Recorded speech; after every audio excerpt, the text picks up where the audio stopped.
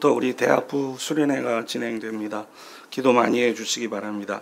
본문으로 들어가겠습니다. 1절, 2절을 보면 솔로몬의 왕궁, 그 다음에 하나님의 성전, 예루살렘의 성의 공사가 끝나기 전이다 이렇게 기록되어 있습니다.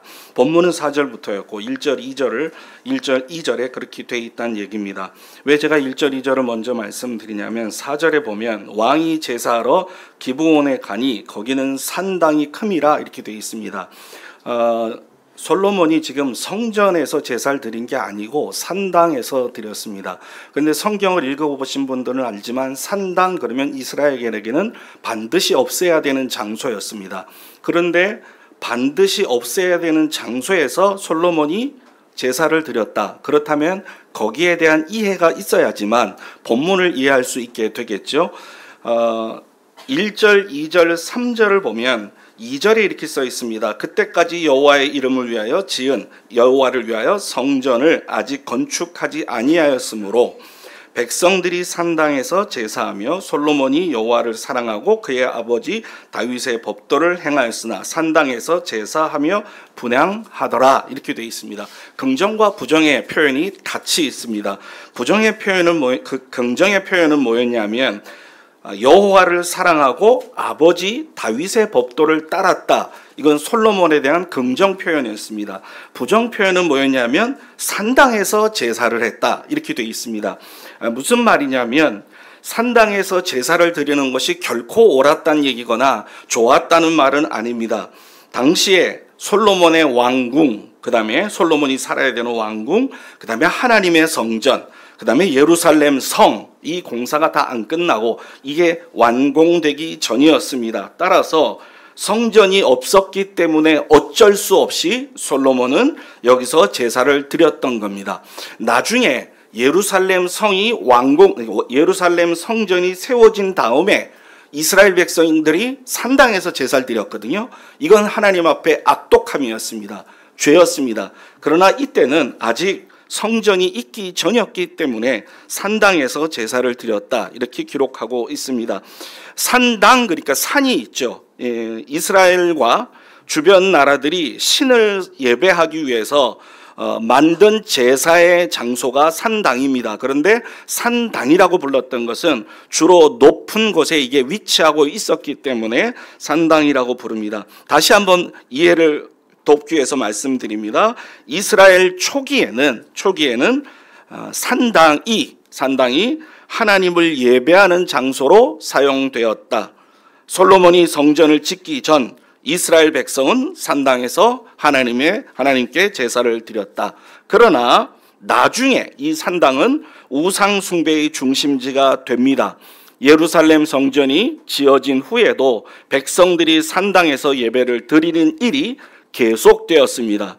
그리고 점점 이방신을 위한 제사 장소로 변질되었고 특별히 이스라엘의 여러 왕들이 우상을 섬기는 장소로 이 산당을 사용했습니다. 그래서 하나님의 진노를 받았습니다. 정리하면 산당의 내용을 정리합니다. 이렇게 됩니다. 초기에는 하나님을 예배하는 곳이었지만 결국 우상 숭배의 중심지가 되었다. 성전이 세워진 후에도 사람들이 산당을 사용하면서 하나님께서 정하신 예배 방식을 벗어났다. 이스라엘의 죄악과 타락의 중요한 원인이 되었다. 그래서 결국 바벨론으로 이스라엘이 포로로 끌려가게 되었다. 그래서 하나님은 예루살렘 성전에서만 예배하도록 명령하셨고 산당을 없애버리라고 말씀하셨다. 산당을 철저하게 제거한 왕들은 하나님의 칭찬을 받았고 유지한 왕들은 심판을 받았다. 이것이 산당과 연관된 내용이 되겠습니다. 어떤 학자들은 산당을 세 수로 나누어 갖고 가나안 토착 우상을 섬기던 이교 산당, 그 다음에 본절에서 얘기하는 하나님을 섬기는 산당, 그 다음에 겉으로는 하나님을 섬긴다고 하지만 실제로는 그렇지 않는 이교적 산당 이렇게 나눠 갖고 설명하는 학자도 있지만 그거 별로 이렇게 중요하게 지지를 받는다 생각은 들지 않습니다. 그런데 제가 이 말씀을 왜 이렇게 자세히 설명을 드렸냐면 솔로몬과 이스라엘이 제사를 드렸던 산당이 주는 의미가 있기 때문에 그렇습니다. 첫째는 솔로몬과 백성이 비록 산당이기는 했지만 하나님께 제사를 드리는 일을 소홀히 여기지 않았다는 점입니다. 장소는 비록 산당이었지만 하나님께 제사를 드리는 일을 결코 솔로몬과 백성들이 소홀히 여기지 않았다. 그렇다면 솔로몬의 왕국이 영화와 번영을 누렸던 원인은 어디에 있느냐? 그것은 하나님을 그리고 하나님의 제사를 귀히 여겼다는 데서 찾을 수 있다 하는 겁니다. 둘째는 동시에 우상을 향한 제사와는 확연히 구별이 되는 여호와를 향한 제사를 위해서는 성전 건축이 꼭 필요했다. 이것이 필연적으로 요구가 됐다 하는 것입니다. 그러니까 지금 1절, 2절, 3절에서 우리가 알 수 있는 건 산당과 관련돼서 얻을 수 있는 교훈은 뭐냐? 초기에는 그렇게 산당에서 예배를 드렸다, 제사를 드렸다. 하지만 그것이 성전에서 예배를 드려야만 하는 곳이었는데 성전이 세워진 곳 이후에도 그렇게 제사를 드렸다. 이게 이제 역사적 배경이고, 그렇다면 여기서 우리가 얻어야 될 교훈은 뭐냐? 비록 산당이었지만 이스라엘은, 솔로몬과 그의 백성들은 하나님께 제사 드리는 일을 결코 소홀히 여기지 않았다. 따라서 이스라엘의 번영과 풍요는 하나님께 예배하는 데로부터 왔다. 두 번째는 하나님께서 산당이 아닌 예배를 하라고 정해놓은 성전이 있었다. 그런데 이 성전은 필연적으로 요구되었다. 따라서 성전은 건축해야만 되었다 하는 겁니다. 자, 어느 날 솔로몬이 제사를 드리기 위해서 4절입니다. 산당으로 올라갑니다. 근데 그 기브온 산당은 규모가 매우 컸습니다. 이에 왕이 제사로 기브온으로 가니 거기는 산당이 큼이라 솔로몬이 그 제단에 1,000번제를 드렸더니, 그리고 기브온에서 밤에 여호와께서 솔로몬의 꿈에 나타나시니라. 하나님이 이르시되 내가 내게 무엇을 줄고 너는 구하라. 이렇게 되어 있습니다. 4절에 1,000번제 얘기가 나오는데 1,000번제가 본문의 핵심은 아니기 때문에 1,000번제에 대한 설명은 넘어가겠습니다. 핵심은 하나님이 솔로몬에게 나타나서 솔로몬에게 질문합니다. 무엇을 줄까? 하는 거였습니다. 여러분, 하나님이 오늘 이 시간에 이곳에 나타났다고 칩시다. 뭐 줄까? 그럼 뭐 달라고 하시겠습니까? 속으로.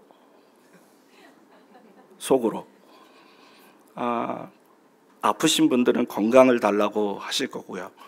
은행하고 많이 가까우신 분은 대출 갚을 수 있도록 돈을 좀 달라고 하실 것 같고요. 또 가정에 어려움이 있는 분들은 가정의 평화를 달라고 기도하실 것 같고요. 저는 대신대학교 신입생들 보내주십시오라고 저는 구할 것 같습니다. 하나님께서 물으셨습니다. 뭘 줄까? 질문이 있었으면 답이 있어야 되겠죠. 그 답이 6절에서 9절에 나와 있습니다. 하나님이 솔로몬에게 질문했고 솔로몬이 대답을 했습니다. 그것이 6절에서 9절인데 솔로몬이 이렇게 얘기를 합니다. 자신의 아버지 다윗이 하나님 앞에서 어떻게 살았고 그리고 어떤 은혜를 받았는지를 자기가 알고 있다고 얘기를 합니다. 우리 아버지가 어떻게 살았습니다. 그래서 어떤 은혜를 받았습니다. 그거 제가 다 압니다. 이렇게 얘기한 후에 뭐라고 얘기하느냐? 듣는 마음을 주십시오. 이렇게 얘기합니다. 여러분, 혹시 듣는 마음이 개역 성경에는 뭐로 되어 있는지 아십니까? 어려운 질문은 아니었습니다. 오늘 설교 제목에 있죠. 듣는 마음이 개역 성경에는 지혜로운 마음으로 되어 있습니다. 그러니까 하나님께서 뭐 줄까? 그랬을 때 솔로몬이 대답한 게 뭐냐면 지혜로운 마음을 주십시오. 개역 개정으로 얘기하면 듣는 마음을 주십시오. 이렇게 우리가 가진 성경에는 듣는 마음을 주십시오. 이렇게 얘기를 했습니다. 왜냐하면 이게 같은 말입니다.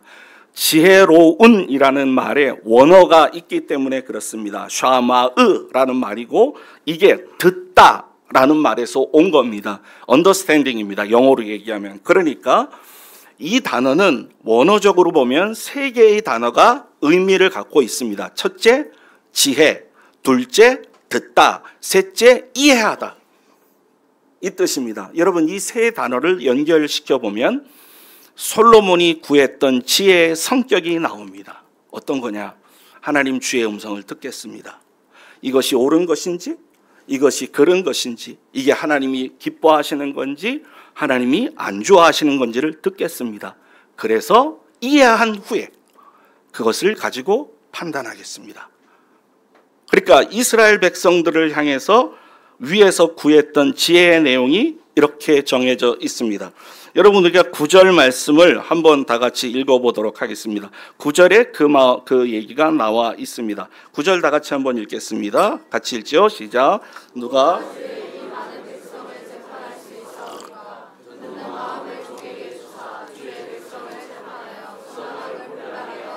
여기 보면 재판이라는 단어가 나오고 선악을 분별한다가 나오고 듣다 하는 말이 나옵니다. 그러니까 솔로몬이 구한 지혜는, 지혜로운 마음은 하나님의 말씀을 들음으로써 그 진위, 진짜와 거짓을 이해하고 그분의 뜻을 따라서 순종하면서 선악을 판단한다. 이것이 솔로몬이 구했던 지혜입니다. 자, 솔로몬이 정답을 맞췄습니다. 하나님은 질문했고 솔로몬은 답을 맞췄습니다. 그래서 10절에 하나님께서 만점 이렇게 얘기를 합니다. 10절을 보시면 솔로몬이 이것을 구하며 그 말씀이 주님의 마음에 들었다 이렇게 되어 있습니다. 10절에 맞춘 겁니다. 답을 맞춘 겁니다. 솔로몬이 이것을 구하며 그 말씀이 주의 마음에 든지라. 그러자 하나님은 솔로몬이 구하지도 않은 것을 보너스로 주시겠다고 합니다. 자, 그 보너스를 지금부터 읽어보겠습니다. 11절부터 보너스가 이제 나옵니다. 11, 12, 13, 14 다 보너스입니다. 이에 저하고 같이 읽을까요? 이에 하나님이 그에게 이르시되 내가 이것을 구하도다. 자기를 위하여 장수하기를 구하지도 아니하며 부도 구하지 아니하며 자기 원수의 생명을 몰아하기도 구하지 아니하고 오직 송사를 듣고 분별하는 지혜를 구하였으니 내가 내 말대로 하여 내게 지혜롭고 총명한 마음을 주노니 내 앞에도 너와 같은 자가 없었거니와 내 뒤에도 너와 같은 자가 일어남이 없으리라. 내가 구하지 아니한 부귀와 영광도 내게 주노니 내 평생의 왕들 중에 너와 같은 자가 없을 것이라. 내가 만일 내 아버지 다윗의 행함같이 내 길로 행하며 내 법도와 명령을 지키면 내가 또 내 날을 길게 하리라. 12절에 하나님께서 주시기로 한 것은 내 말대로 내게 지혜롭고 총명한 마음을 주겠다. 요거는 솔로몬이 구한 겁니다. 그러니까 요게 답입니다.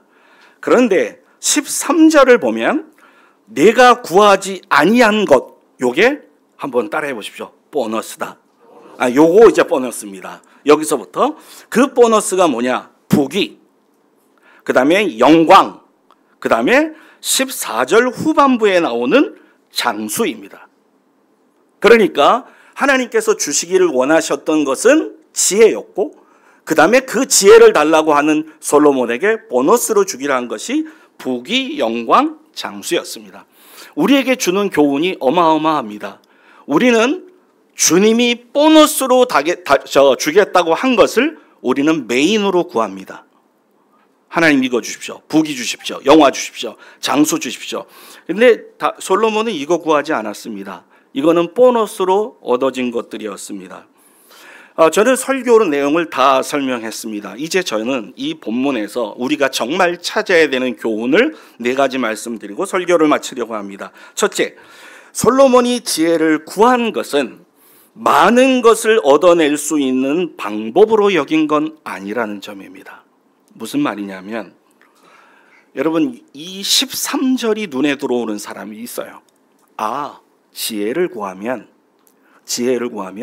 이런 것들도 따라오는구나. 이것이 지혜를 구했을 때 따라오는 것들을 거기에 관심을 갖고 보는 자세입니다.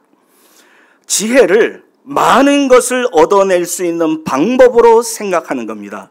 아하, 지혜를 구하면 이 모든 것들이 오는구나. 그러니까 이거를 구하자.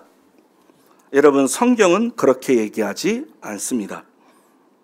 지금 주님은 솔로몬에게 보너스로 주는 것은 앞에 게 맞았기 때문이지, 앞에 게 이용당할 때는 뒤에 거 주지 않는다는 얘기입니다. 바꿔 말하면, 허허, 제가 지혜를, 겉으로는 지혜를 구하는 것 같은데 제 진짜 마음은 부귀를 구하고 있구나, 영광을 구하고 있구나, 장수를 구하고 있구나. 이거는 정답이 아니란 얘기입니다. 솔로몬의 지혜에서 오해되지 않아야 되는 첫 번째가, 솔로몬이 지혜를 구하는 것이 많은 것을 얻어낼 수 있는 방법으로 사용한 것이 아니었다는 점입니다. 사실 그렇게 생각한다면 그건 지혜를 구한 게 아니라 탐심입니다. 탐심. 솔로몬이 지혜를 구한 이유는 앞서 말씀드렸습니다. 오직 하나였습니다. 부귀를 얻기 위한 것도, 영화를 얻기 위한 것도, 장수를 얻기 위한 것도 아니고 하나님의 백성을 다스리기 위한 거였습니다. 이것만이 오직 의미였습니다. 둘째, 솔로몬이 구한 지혜는 좋은 대학을 가기 위한 것이 아닙니다. 만약에 그런 의미에서 지혜를 구했다면 그것은 경쟁에서 승리를 구한 것과 똑같습니다. 경쟁에서 승리를 구한 것과 다른 게 없겠죠. 그러니까 이 지혜는 좋은 대학을 가기 위한 것으로 우리가 오해해서는 안 될 겁니다. 여러분, 제가 이런 말 하면서 정말 조심스러운 게 있어요. 그게 뭐냐면, 이런 말 하면 진짜 여러분은 또 저를 오해해서 그러면 공부하지 말란 말이냐, 이러면 상당히 심각해져요. 여러분, 이런 게 교회 안에 꽤 있습니다. 예를 들어서 어떤 거냐면, 우리가 기복주의를 반대하거든요. 기복주의. 근데 복 자체를 우리가 반대하면 안 됩니다. 왜냐하면 복의 근원이세요. 하나님은 생사화복을 하나님이 주관하세요. 그러니까 복 자체가 잘못은 아니고 기복주의가 잘못인데, 우리는 기복주의를 비판하다가 복을 비판하는 이런 일이 일어나요. 오늘 본문 잘 보시면 지혜를 좋은 대학 가기 위해서 구한 게 아니란 얘기입니다. 이 말을 오해하면 어떻게 오해한다고요? 아, 이병일 목사는 공부 잘하면 소용없대. 이건 제 설교의 의도하고 다르다 하는 겁니다. 세 번째, 이게 중요합니다. 하나님께서 솔로몬에게 주신 지혜는 조건이 붙어 있습니다. 14절을 보십시오. 우리 한번 14절 같이 읽어보겠습니다. 조건이 있습니다. 시작. 내가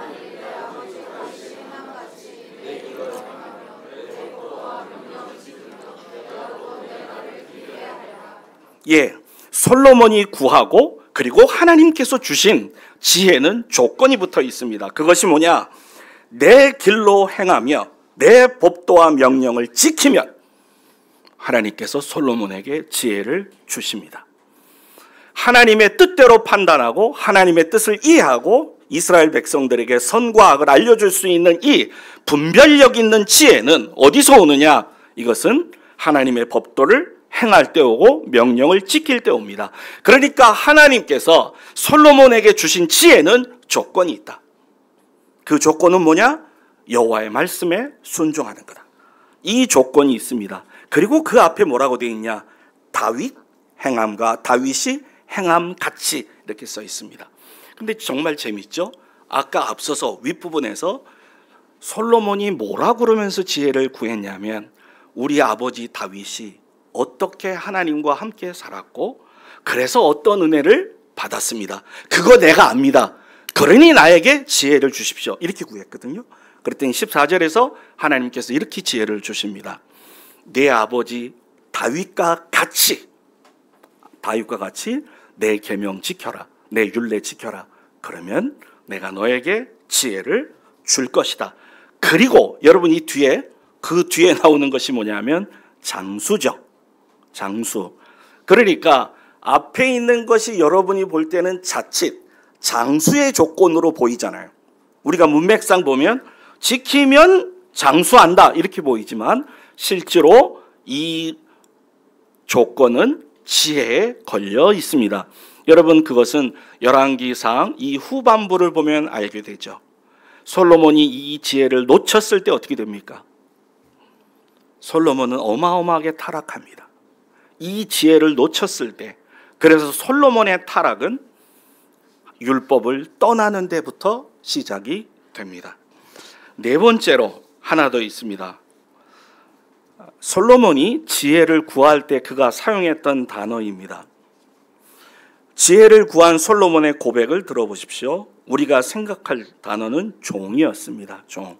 6절에 주의 종, 내 아버지 다윗 이렇게 나와 있고, 7절에 종으로 종의 아버지 다윗을 대신하여 왕이 되게 하셨사오니, 종, 자신을 종이라고 얘기했고, 종의 아버지 다윗을 이렇게 표현했고, 그 다음에 종은, 자신은 아이라, 어린아이라. 이건 종하고 같은 의미입니다. 그래서 출입을 할 줄 모른다 이렇게 얘기했습니다. 그리고 9절에 가서 듣는 마음을 달라고 그랬습니다. 여러분, 제가 2월 2일 날 종이라는 제목으로 설교했던 게 기억이 납니다.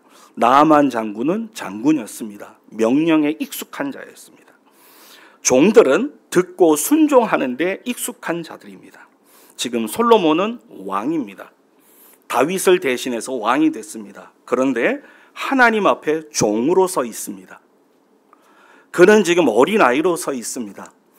백성에게는 왕이지만 하나님 앞에는 어린아이로 서 있다는 얘기입니다. 종으로 서 있다는 얘기입니다. 여러분, 이 마음이 솔로몬으로 하여금 지혜를 구하도록 만든 겁니다. 제가 여러분에게 이 설교를 하고 싶었습니다. 솔로몬은 지혜를 구했습니다. 그래서 정말 놀라운 지혜를 얻었고 지혜 플러스 보너스 받았습니다. 그런데 우리가 놓치고 있는 건 뭐냐면, 솔로몬이 그 지혜를 구하게 된 동기가 무엇이고 솔로몬이 그 지혜를 구하게 된 토대가 무엇이냐? 그거는 하나님 앞에 나는 종입니다 였습니다. 나는 왕입니다. 하나님, 사람들 앞에 왕입니다. 통합왕국 왕입니다. 다윗에게 왕위를 물려받았습니다. 하지만 나는 종입니다. 나는 어린아이입니다. 그래서 지혜가 필요합니다. 이것이 솔로몬의 삶을 바꿔놓은 것입니다. 이상합니다. 그런데 이런 내용이 신약에도 있습니다. 사도 바울이 자기를 소개할 때 이렇게 소개합니다. 바울은 교회를 향해서 그리스도의 사도된 자신을 사도로 얘기합니다. 그리고 나서 동시에 그리스도의 종 이렇게 표현합니다. 사도 바울은 교회를 향해서 자신이 사도인 걸 말합니다. 동시에 그리스도의 종이라고 얘기를 합니다. 정리하고 마치겠습니다. 솔로몬은 하나님 앞에 이스라엘 백성들을 다스릴 수 있는 참된 지혜를 구했고, 그 지혜는 네 가지의 성격으로 제가 말씀을 드렸습니다. 조건이 붙어 있었고 그 지혜를 구했을 때 하나님께서 보너스로 주신 것도 있습니다. 하지만 우리가 생각해야 될 것은 그런 지혜를 구하게 한 제일 밑바닥에 있는 것은 하나님 앞에서의 겸손이다. 나는 종입니다 하는 거였습니다. 오늘부터 우리 대학부 수련회가 시작이 되는데요. 여호와를 아는 것이 주제입니다. 여호와를 알자. 여호와의 말씀을 듣자. 그리고 여호와의 말씀을 알자. 그래서 하나님의 지혜를 구하는 우리 수련회가 되기를 원해서 이 본문을 택하고 여러분에게 말씀을 드렸습니다. 기도하겠습니다.